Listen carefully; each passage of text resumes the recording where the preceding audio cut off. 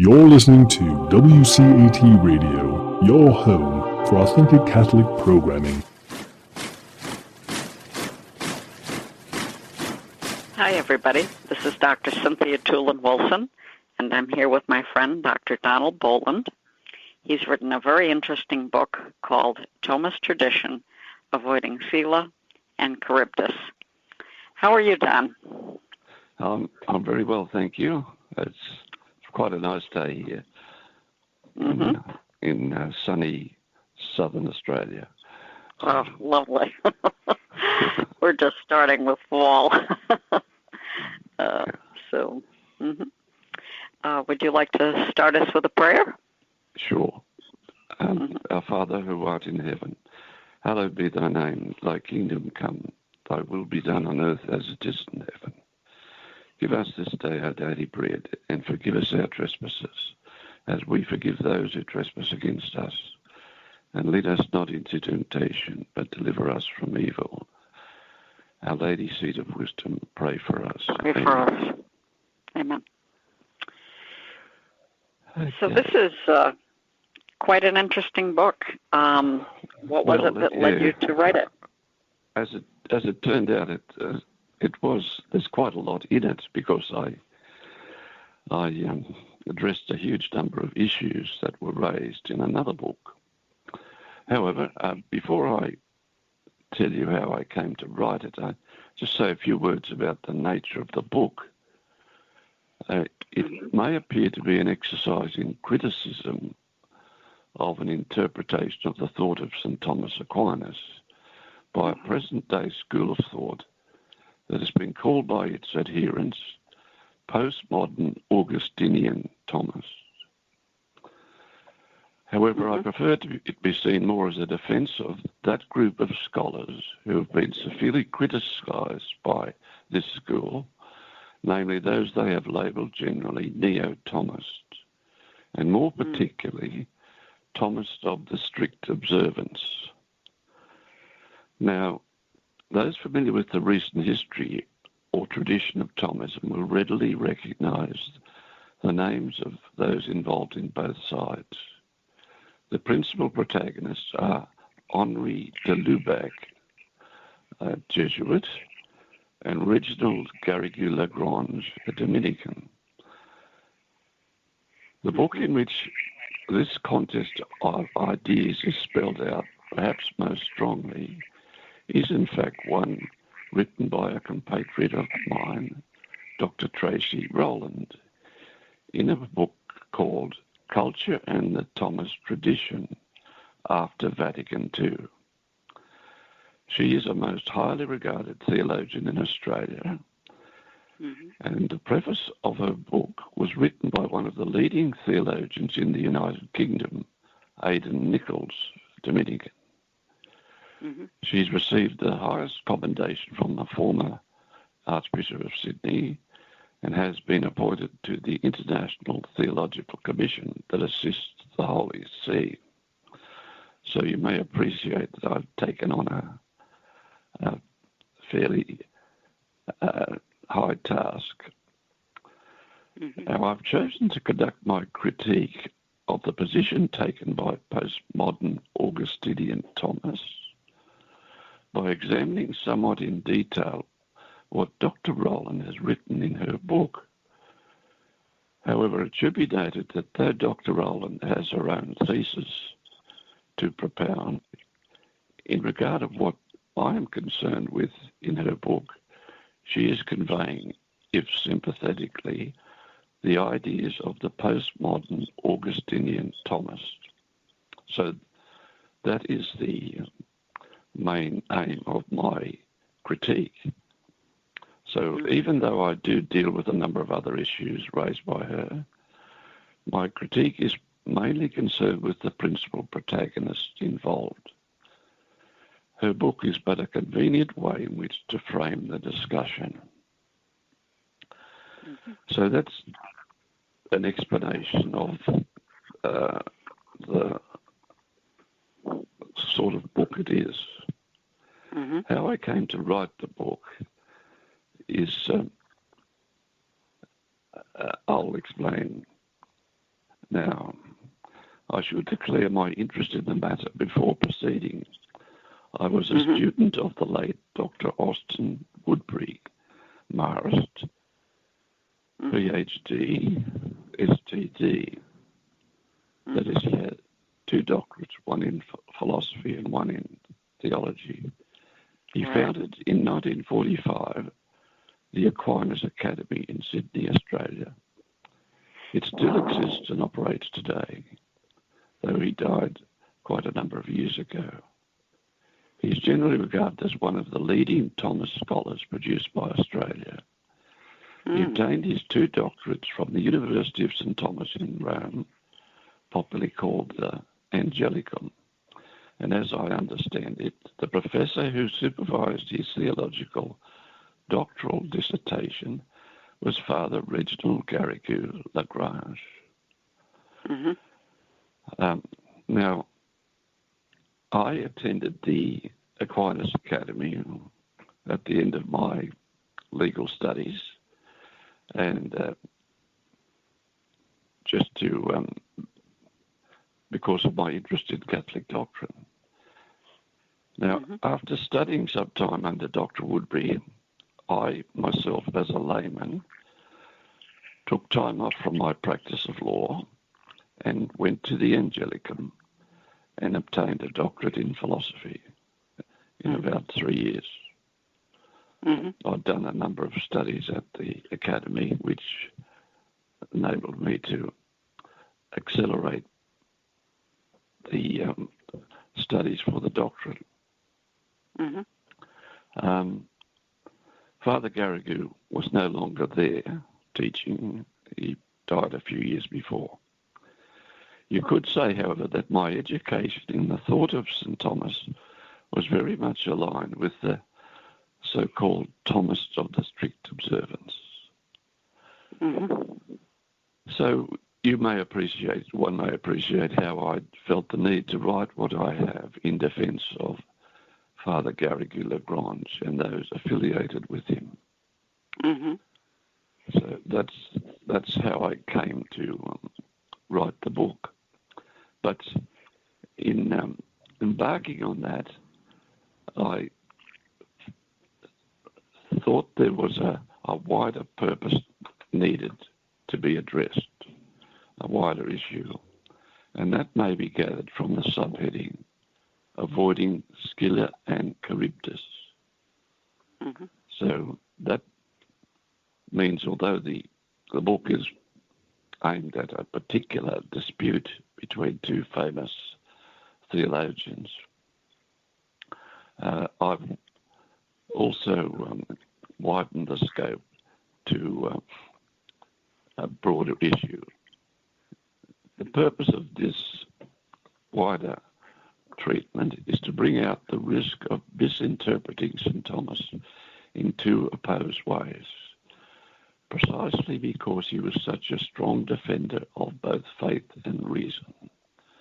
Now, the issue between Father Garrigou Lagrange and Father de Lueck is precisely on that issue of the relationship between faith and reason, though it's put more in the way of the difference between grace and nature.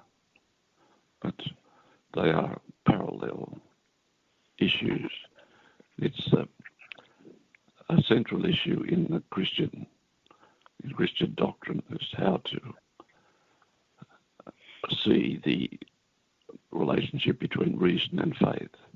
And it goes so deep, of course, that it can be related to the split between at the time of the Reformation. There's 2 different views of the relationship between faith and reason. So St. Thomas was a very strong defender of both faith and reason. He mastered the task of keeping both intact and together in the exposition of Christian doctrine.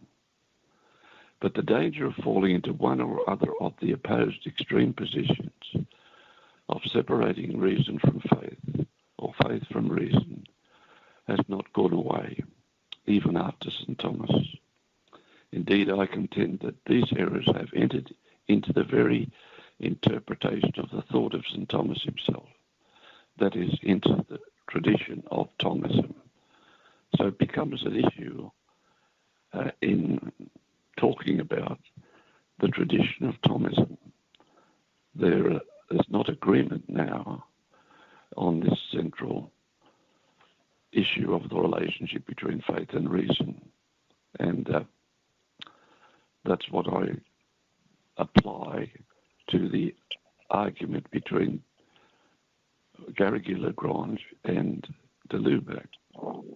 Mm-hmm. That's the wider purpose is indicated by that reference to a famous two dangers that you can encounter if you're going by ship through the Strait of Messina. On the one side, there's a huge whirlpool, and the other side, there's a huge rock. And the myth of, it's a Greek myth of Scylla and Charybdis. Scylla is the huge rock, and Charybdis is the whirlpool.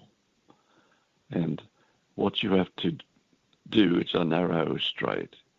You mustn't go too far to one side because you'll be drawn into the whirlpool and sucked down and lose everything. But in trying to avoid that, you mustn't veer too far to the other side, which will cause you to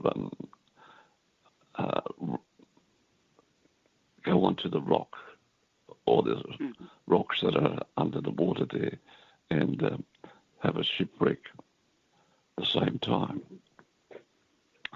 Now, I've taken that allusion from an apostolic letter of Pope St. Paul VI.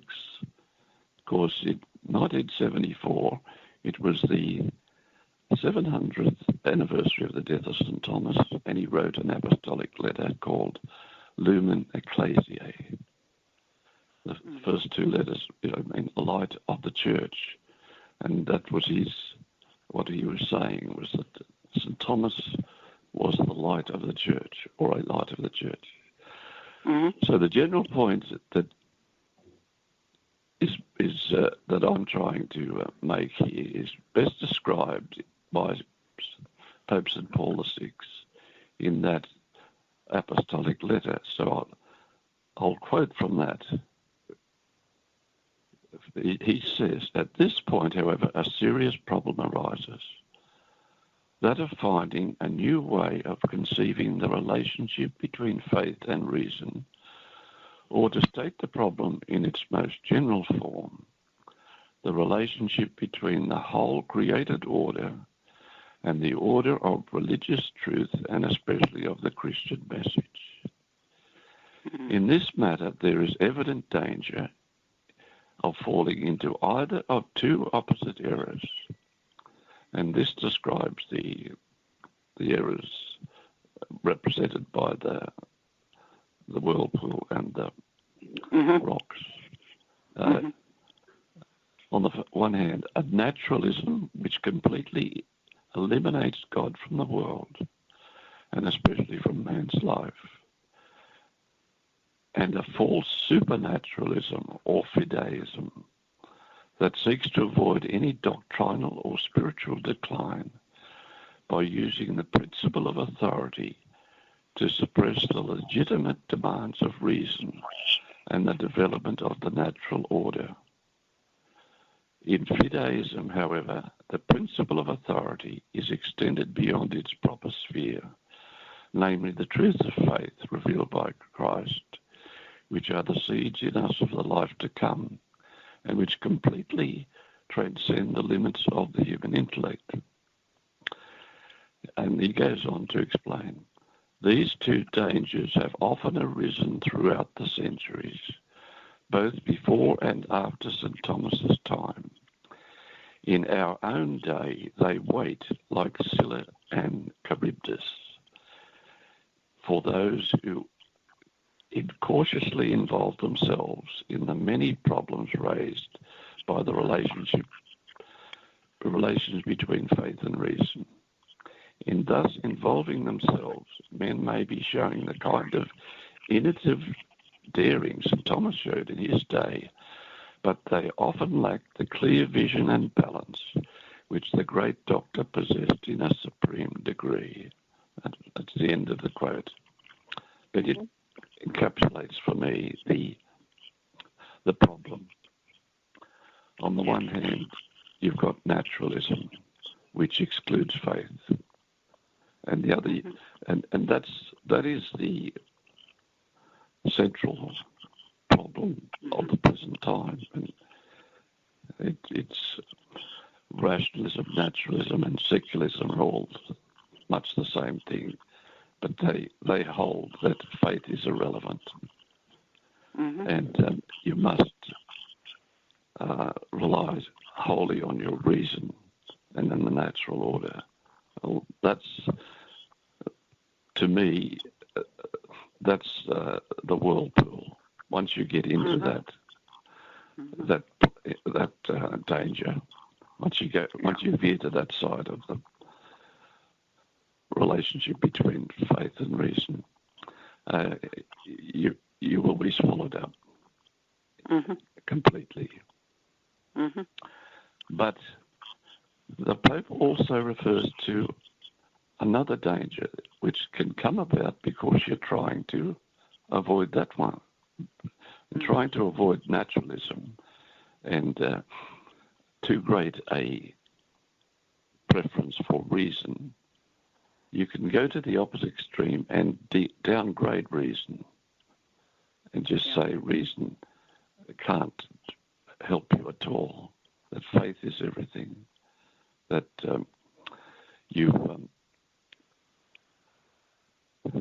reason has no province of its own. So whereas St. Thomas is keeping the balance between the two.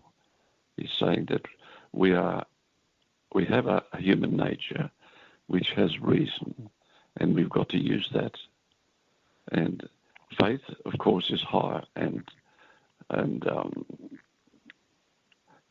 grace actually heals the weaknesses of reason. Right. So that's the wider issue, and what I believe is that in reacting against the secularism of the age, some theologians have gone to the other extreme, and they've adopted a fideistic or supernaturalist position. That is, they've tended to deny there is any objective value in human reason. So that's going too far. And in my book, I developed the idea that there is that problem with the postmodern Augustinian Thomists, of whom de Lueck is a principal leader, as it were, in theologically speaking. So that, of course, has to be worked through, and but that's the burden of the principal burden of the book, and it's the basis of my defence of Garrigou Lagrange, is that he only appears to be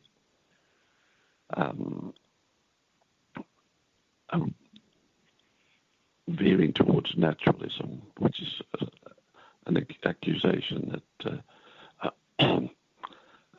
comes from de Lueck about the neo-Thomists, that they have sort of made accommodation to the age in in being too reliant on reason, and so that's the way that argument, my argument in the book develops. That Lueck has mistaken the position of Garrigou and identified it with the other extreme. That is, he's saying that Garrigou is founded on the rock of Scylla, whereas in truth the Garrigou is simply avoided the whirlpool and is sailing through the strait okay, though there is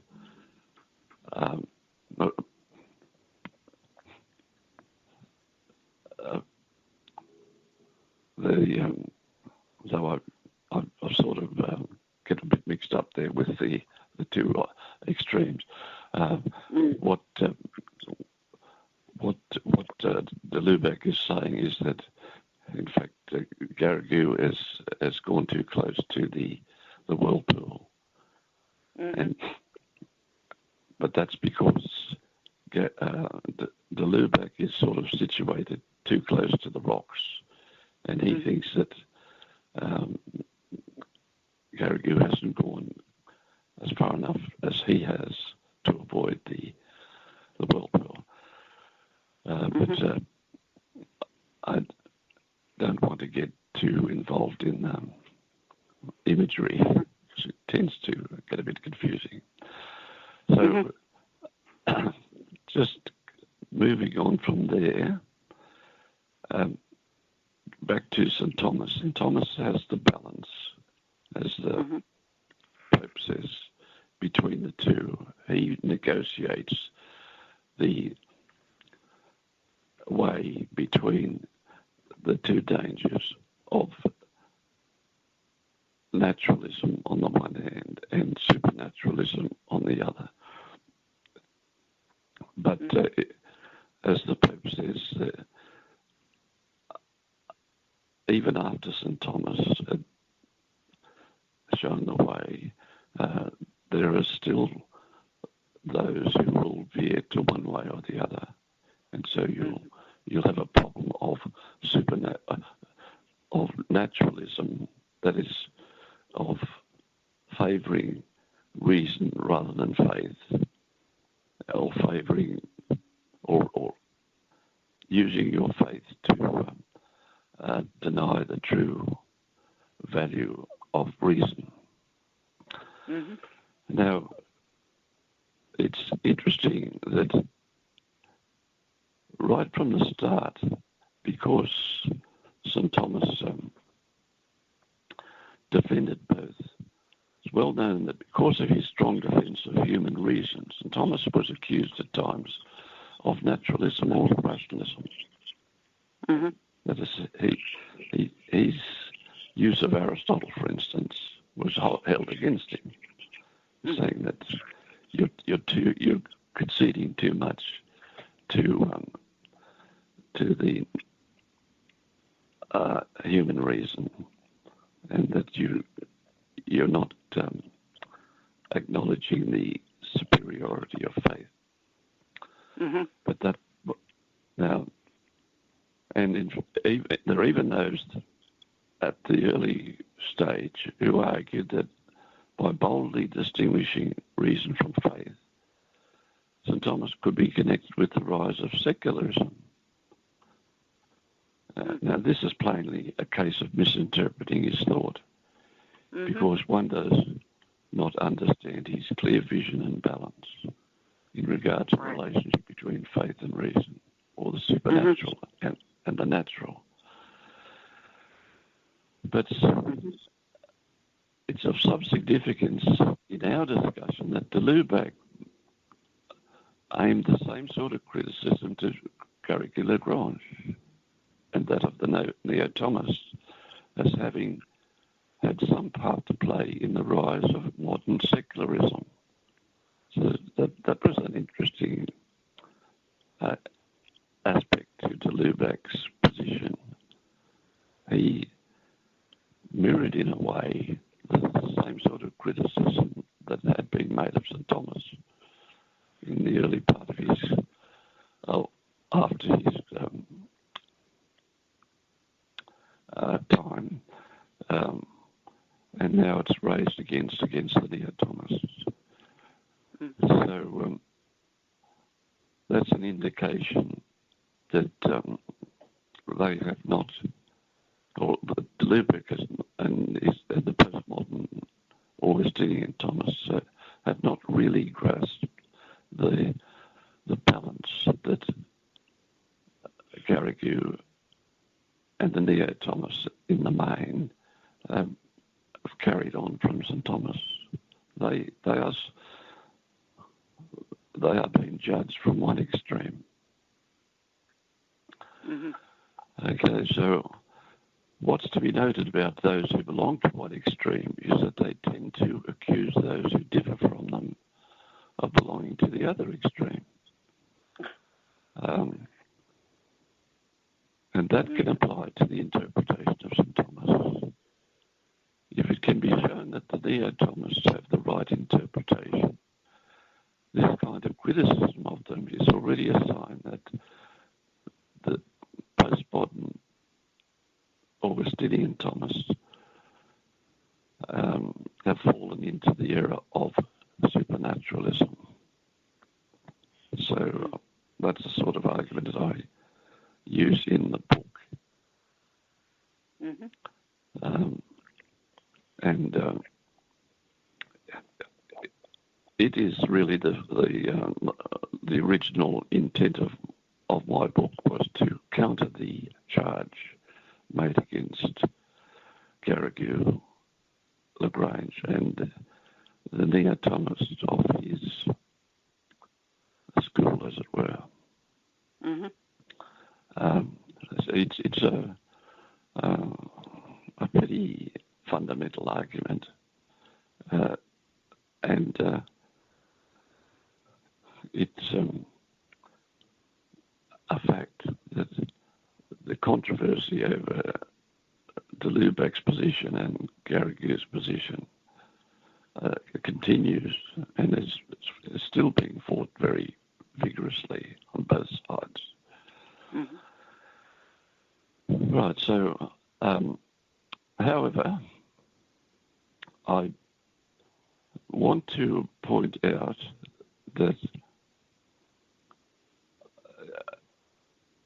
although I've taken that side, as it were, it's not my intention to defend every position taken by even Garrigou, Lagrange, or the neo-Thomists, either generally or particularly in regard to the interpretation of St. Thomas's thought, and I'll explain what I mean there. Okay. I do not wish to dispute that over time deficiencies have appeared in the thinking of the so-called neo-Thomists, though these attach more to manner of presentation than substance. That is, there are certain problems with how they have presented things. There is indeed more than one particular issue too where I would find reason to disagree with what might be held by them. Now, the reason for that, though, is almost inevitably in the development of one's own thinking, one finds reason to disagree with one's teachers in some respects, if not in many, or fundamentally. So there can be disagreement about the particular positions of the neo-Thomists, but they don't go to this particular issue, very fundamental issue that's raised by de Lueck. But I'm not wanting to sort of present the neo-Thomists as the shining white chargers. They have their faults, but so do we all. Almost inevitably in the development of one's thinking, we find reason to disagree even with our own teachers.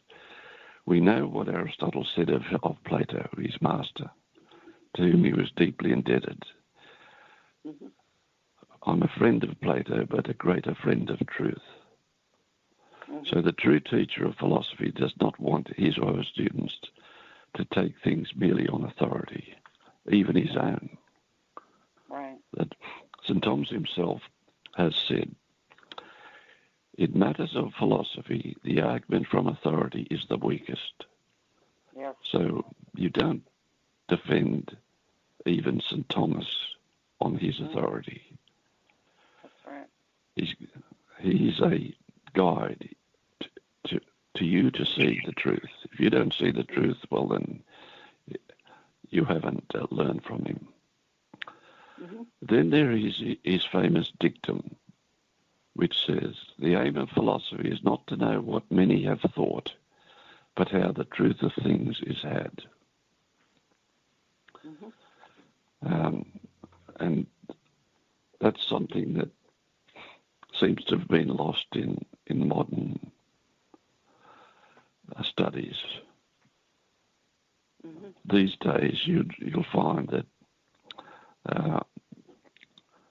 you might be able to describe the current way of study as by reversing St. Thomas's dictum. The aim of philosophy is not to know how the truth is had. And the attitude there is, who knows the truth?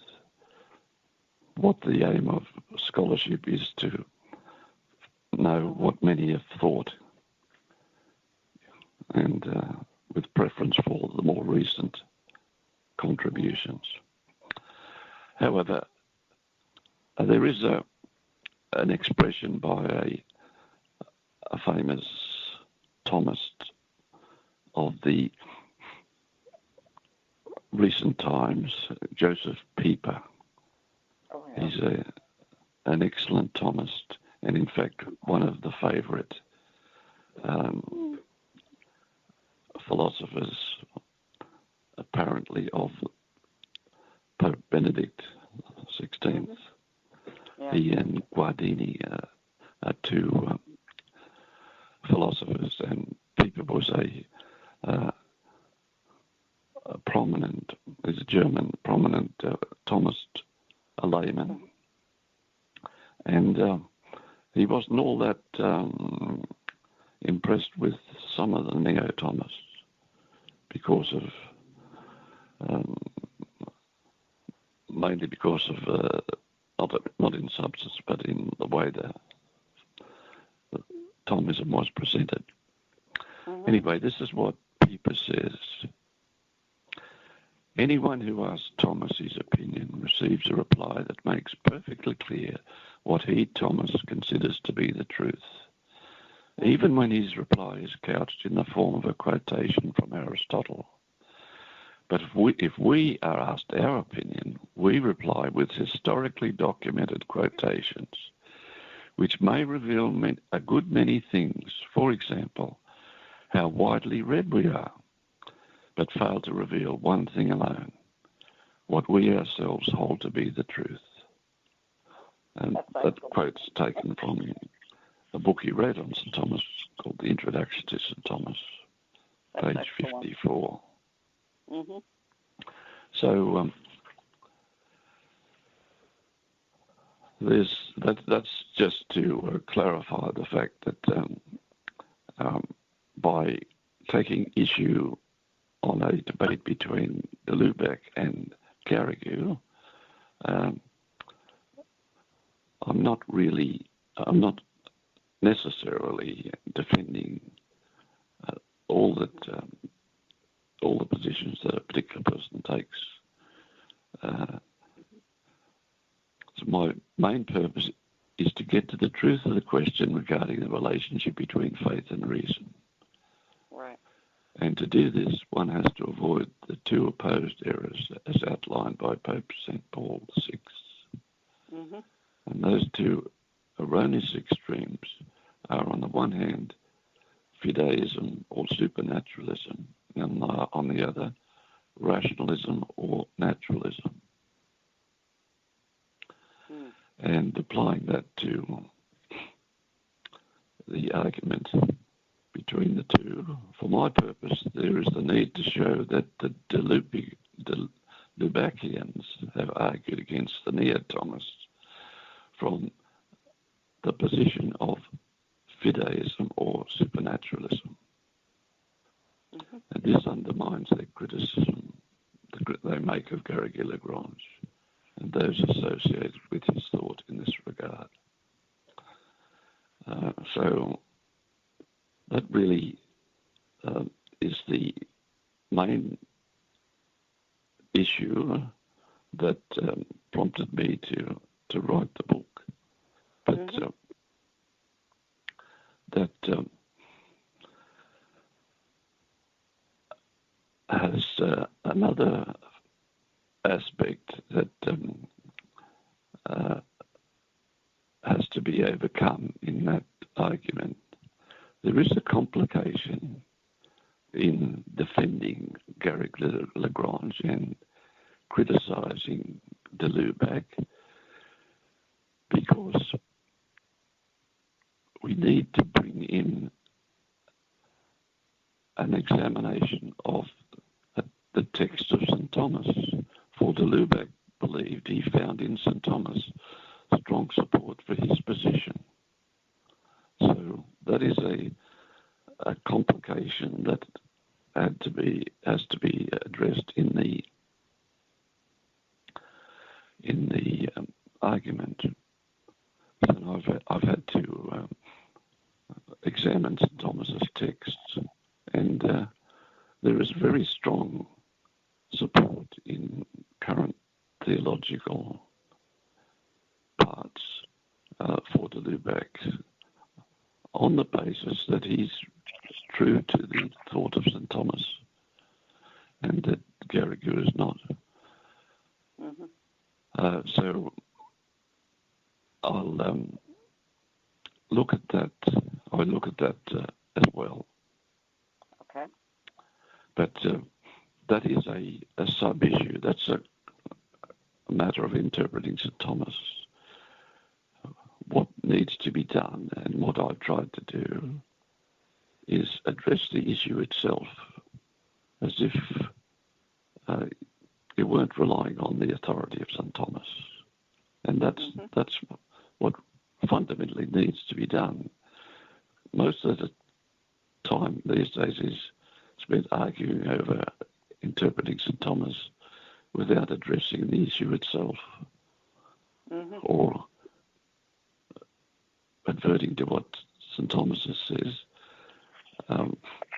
being interested in what many have thought, not about the problem, than in the truth of the matter itself. So I concentrated first on the issue and look at those two dangers and relate them to that. And that comes back to how to avoid the two dangers of naturalism on the one hand and supernaturalism on the other, as pointed out by Pope St. Paul VI. Mm-hmm. That involves a fair bit of distinguishing, because the words naturalism and rationalism have many different meanings depending on the context, and they're used today in different ways that don't really relate to the issue of relationship between reason and faith, or nature and supernature. So that has to be sorted out, and that would take a bit of time to do. So we need to come back to the way that it's presented by Pope St. Paul VI, how as he explained the relationship between faith and reason, or nature and supernature. Mm-hmm. So now what I happen to observe is that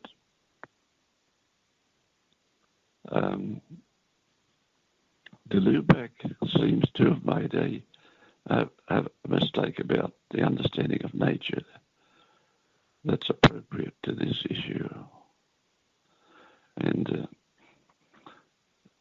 that's a key to the solution of the argument between the two. Mm-hmm. Lueck seems to have thought of the natural in terms of modern materialism. He intended to regard natural as what equates with the physical. That meaning makes it inimical to the reception of grace. That would mean that the Christian can be a thing of grace only, rather than what St. Thomas clearly teaches, that the Christian is a thing of human nature to which has been given a supernatural quality of grace, a participation in the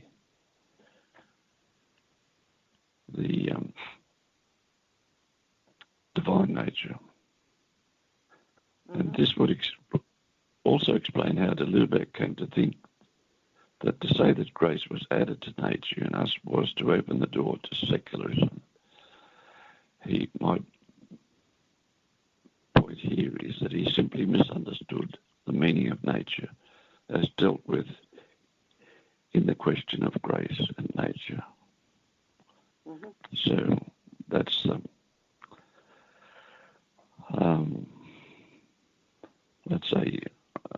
important point there. Mm-hmm.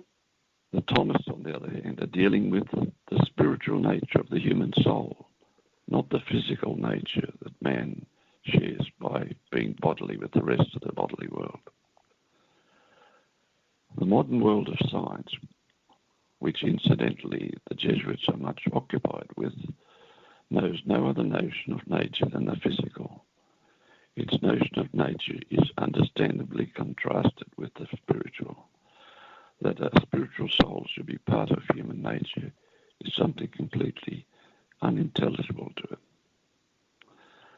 Properly understood, the Christian is a creature of divine grace and human nature, but human nature understood according to its spiritual part, its spiritual soul. The human body does share in this grace, but only in and through the soul, the spiritual soul. The difficulty that pervades all discussion in Christian philosophy and theology is how to keep these two essential parts of being a Christian together. Mm-hmm. And so we have the tendency to go to extremes. Okay, so that's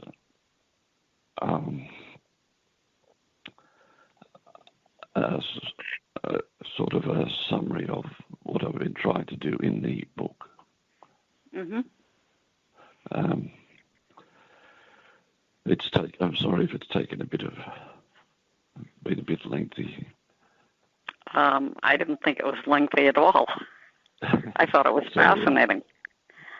Now, and I'll bet the listeners will too. You've got a bit of time. I do address the issue of the text of St. Thomas. Okay. And I'll just run quickly through that. Mm-hmm. To support his position, Lueck appeals to something that St. Thomas says in various places, and in particular in question 12 of the first part of the Summa Theologiae. Mm-hmm. Mm-hmm. This raises a question of the interpretation of texts of St. Thomas, which has been the subject of intense debate in recent times. It has two aspects. Firstly, it is to do with the concept of natural desire for the supernatural. Mm. Secondly, it has to do with the uses of reason in the context of theology. It can be shown, I believe, that these texts do not support the position of Lueck and in truth should not be interpreted as to support a fideist supernaturalist position that marks his position. As I see these issues of interpretation, the first requires the taking of natural desire in a special sense, other than commonly taken. And that sense is given the name obediential. So it's an obediential desire. It's still natural, but it's not the ordinary natural desire.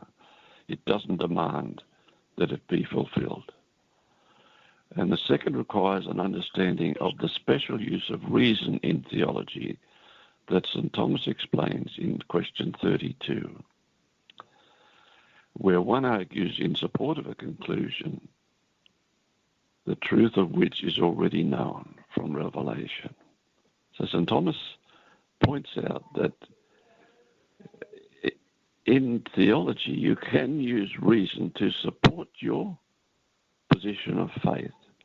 In fact, you can use your reason to support your belief in the Trinity, but does not amount to proving the Trinity. Right. It's not a case of in that particular question he was answering an objection from Richard of St. Victor, who alleged that you could prove from reason, you could prove the Trinity. So Thomas says, no, you can't. No. And applying that to the Lubrics argument, St. Thomas seems to say that from reason you can show the necessity for a supernatural end, supernatural happiness. But what St. Thomas is using there is an argument that supports your belief in the supernatural end which you have from faith already. So it is not an argument that you could use independently of faith, right, to prove the existence of a supernatural, of the beatific vision. That is, as in the text, it looks as if St. Thomas is saying that from reasons you can show that you've got a natural desire for the supernatural.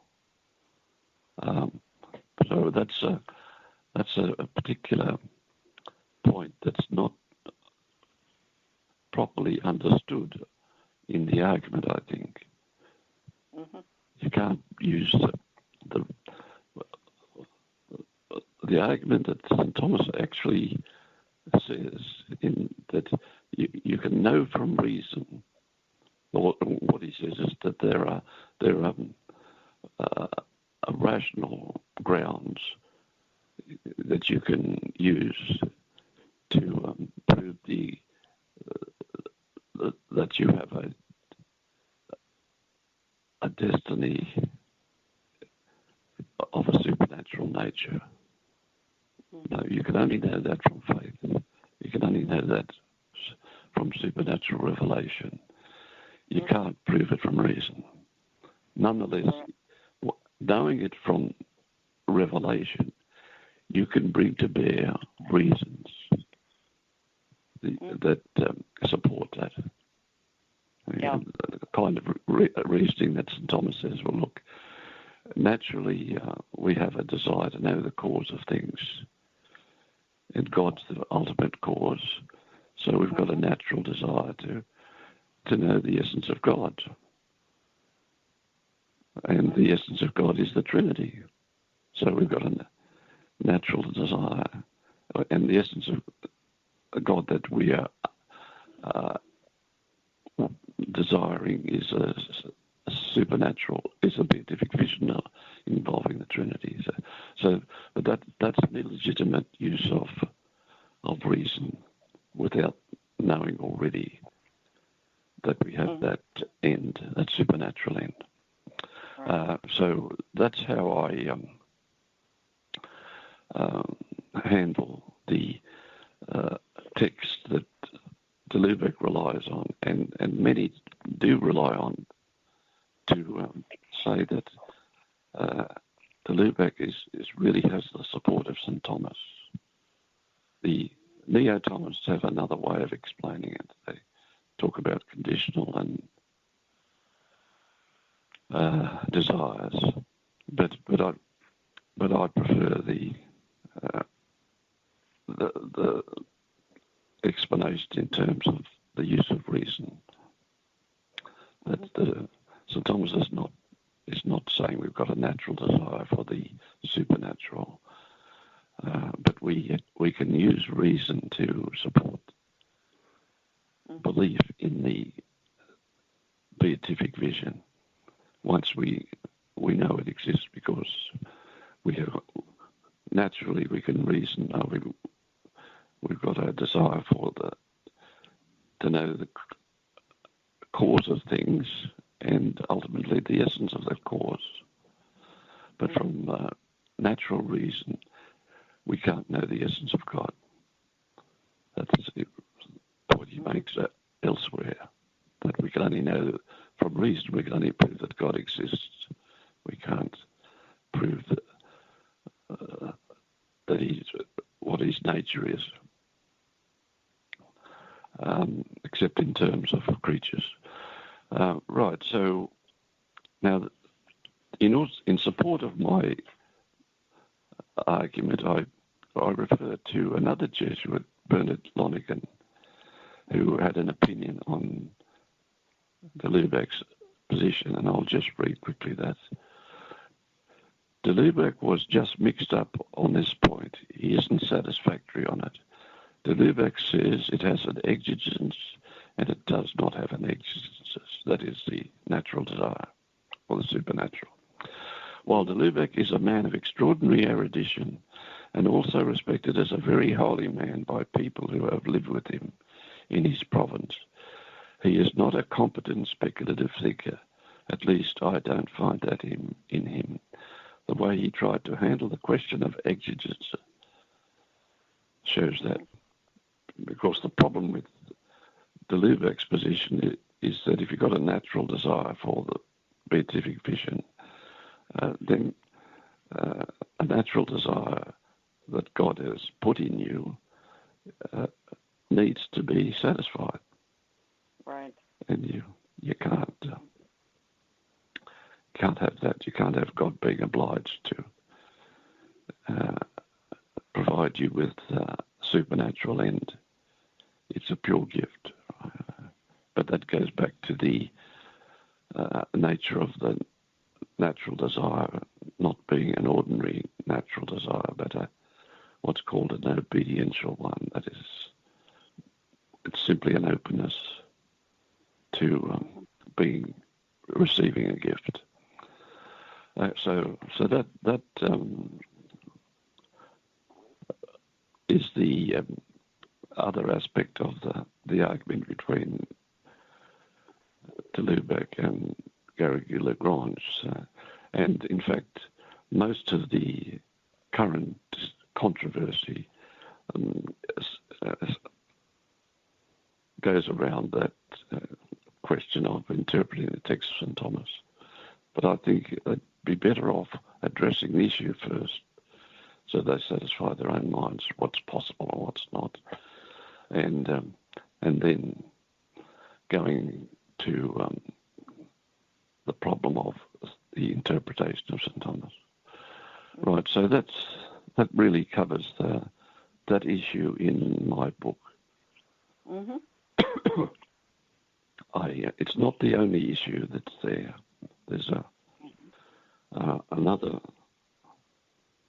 very big issue which brings in another celebrated philosopher called Alistair MacIntyre, who has a position that supports the postmodern Augustinian Thomas, but that would take a fair bit of time to elaborate, and it is the second point of the book.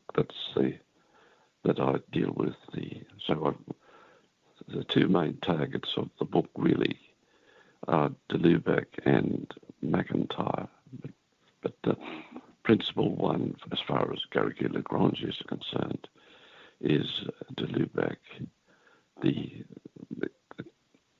question of the influence of McIntyre on current thinking is another one that's important, but it rests squarely in philosophy. It's to do with the relation of rationality and tradition. Mm-hmm. So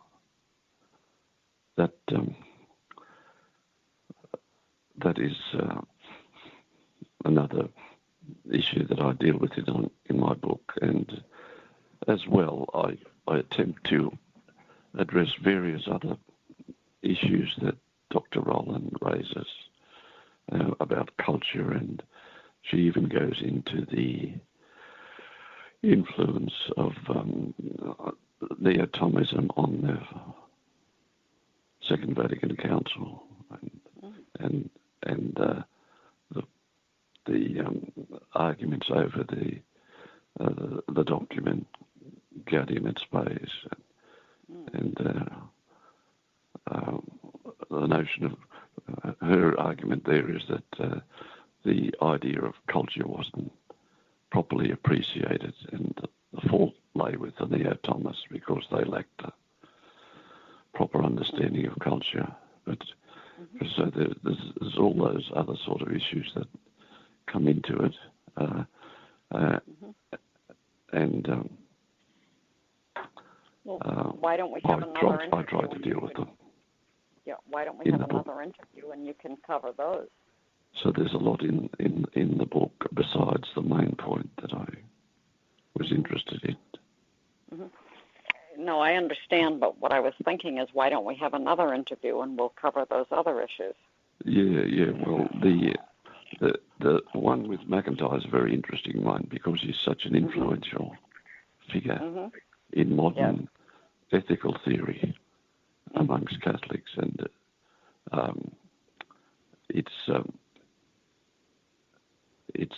it's important because he really is claiming support from St. Thomas.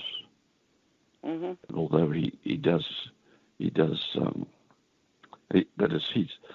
reintroduced into modern moral studies Aristotelian notions. But my assessment of him is that although he does do that partially, he doesn't succeed in having the balance that's needed to be true to even to Aristotle's treatment of ethics. So that is the second main part of my book, dealing with, although it's subordinate to the first one.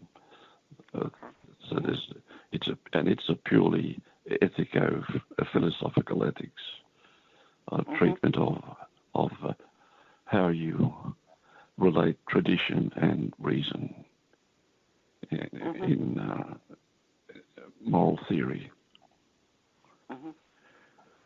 Yeah. So, but it would take a bit of time to summarize that. Well, certainly we could have a third interview. You know, we've had two, so I wouldn't mind having another interview. I'd actually enjoy it, and we could talk about the second half of the book. Yeah. Well, there'd be a bit of chance then to have a bit of elaboration on what, rather than just me outlining that. I'm happy to answer questions or follow up particular points. Okay. Okay. Whatever you like there. Okay. So, we can just make another date then But I think this was a very interesting interview. Many people that hear it may, in fact, be studying, theology and philosophy. It is a very hot topic. Yes. And there's a lot written on it, and it's a continuing debate. Yeah. Yes. So I think that many of the people that listen to us will be interested. I thought it was a fascinating interview. Oh, thank you. Yeah, well, I do think it's a very important matter for current studies in theology and moral philosophy. Really, is where the other part comes in. Okay. Okay. All right. Okay.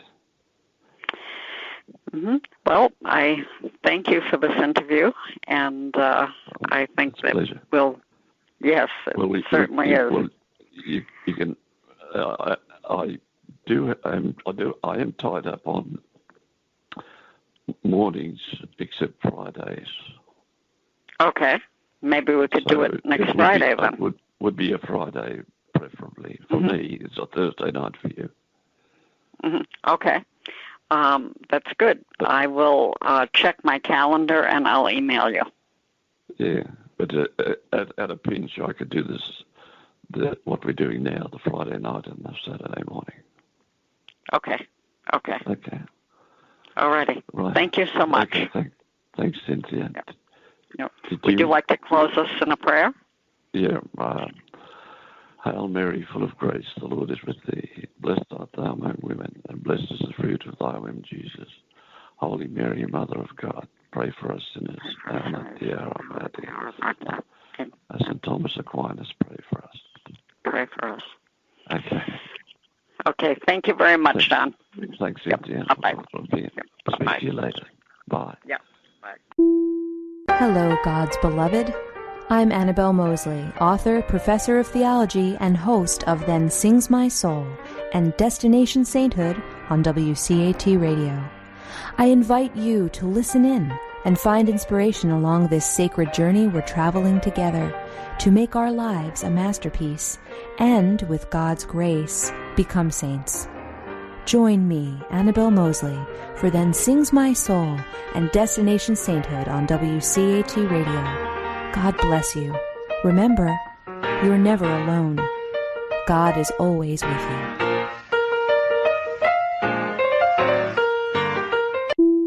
To a production of WCAT Radio, please join us in our mission of evangelization. And don't forget, love lifts up where knowledge takes flight.